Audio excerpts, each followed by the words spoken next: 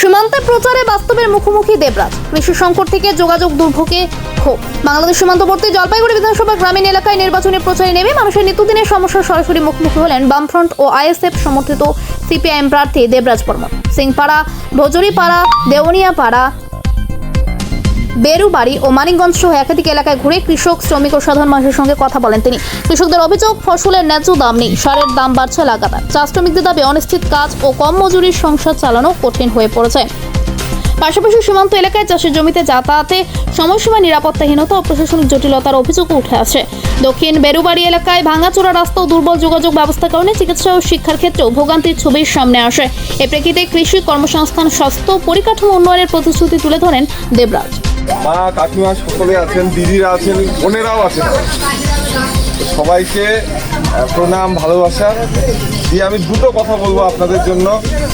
যে এখন যেই প্রকল্পের টাকাগুলো চালু আছে সরকারের, লক্ষ্মী ভাণ্ডার ইত্যাদি মাদের জন্য, মহিলাদের জন্য, সেইটা অনেকে বলবে বন্ধ হয়ে যাবে, শাসক দল থেকে বলবে সরকার পাল্টাইলে বন্ধ হয়ে যাবে বা ভোট না দিলে বন্ধ হয়ে যাবে, কিন্তু এটা সরকারি প্রকল্প।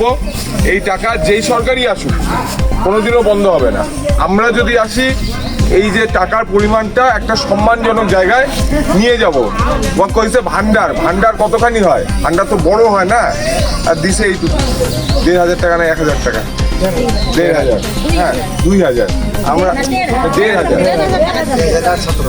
এবার আমরা বলছি, আমরা আসলে এই টাকাটা এমন একটা জায়গায় নিয়ে যাবো, একটা সম্মানজনক জায়গায়, পরিমাণটা এইটা বেশি, আরো বেশি হবে এবং চলবে।